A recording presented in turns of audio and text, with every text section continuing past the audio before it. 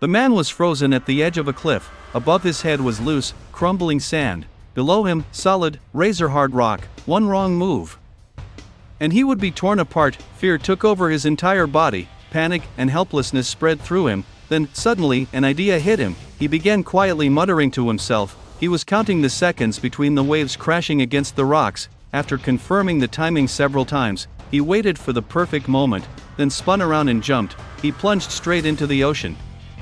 The fall didn't kill him, but the water was far too shallow. His body slammed into the rocks beneath the surface, knocking him unconscious. Luckily, he came to quickly. Using the last of his strength, he thrashed his arms and legs, fighting the current, and finally broke the surface. He had escaped death, but there was no time to celebrate. He crawled desperately toward higher ground and collapsed onto the rocks, gasping for air. It took a long time before his racing heart finally slowed. That's when the pain hit. A sharp, burning sensation surged through his palm.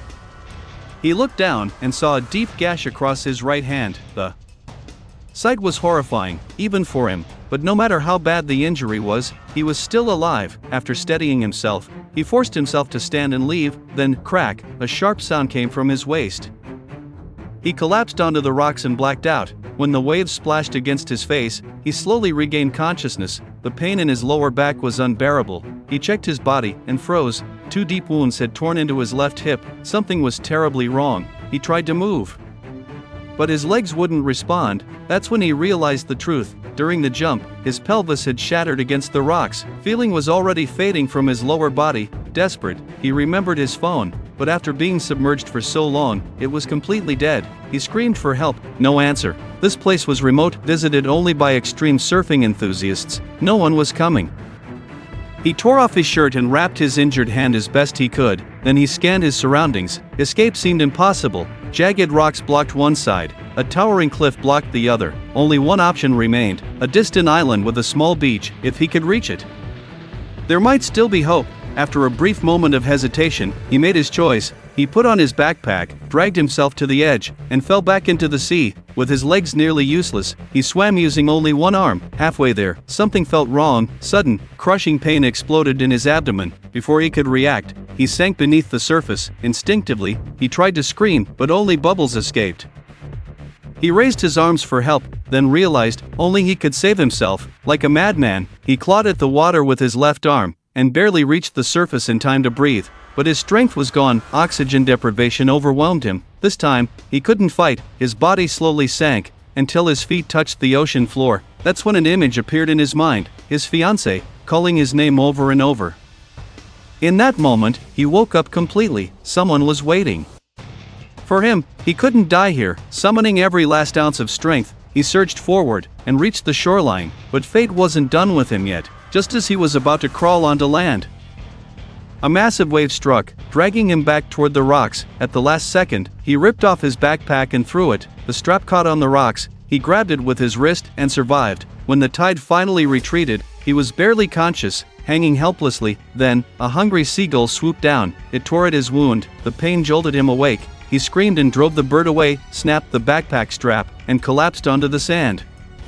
By now, 36 hours had passed since his fall. No food, no water. If he didn't find something soon, dehydration would finish him. Then, hope. He spotted a soda can in the distance. He crawled toward it, but it was filled with seawater. Undrinkable. As he kept crawling, a hidden fishing hook pierced his arm. He screamed in agony, forcing it out inch by inch. Despair consumed him. He couldn't understand why this was happening. What started as a simple surfing trip had turned into a nightmare. Half his body was paralyzed, but he refused to give up. He searched the beach for anything useful. Eventually, he found aluminum foil, a cup, and a piece of fishing net. Later, desperation drove him to dig a hole and line it with foil, hoping to collect liquid just to survive. But his injuries were too severe. As night fell, the temperature dropped sharply. Wrapped in foil and netting, he still shook uncontrollably. Then thunder, lightning cracked across the sky. He quickly positioned the cup in foil, waiting for rain. 3 days without water, he was dying of thirst, but once again, only a few drops fell from hope. To devastation, he licked the foil desperately, but tasted only sand. The next morning, he lay motionless on the rocks. Clutched in his hand was a wooden plank. He had planned to hunt a seagull, but missed his chance. Still, he didn't quit. That's when he noticed something in the distance, another island, if there were people there. He could be saved, the only problem, he had to swim again, with shattered hips and useless legs. It was nearly impossible. Wave after wave slammed into him, he was pushed under, then crawled back up, again and again. Near the end, unbearable pain struck his abdomen, broken bones had pierced his internal organs, every movement was torture, but stopping meant drowning, so he kept going, resting briefly in the water, then pushing forward again. He finally reached the island, but it was empty, steep cliffs surrounded it, impossible to climb. All that effort for nothing. He was completely broken. Then, he heard a phone ringing. At first, he thought he was hallucinating, but the sound was real, buried in the sand nearby.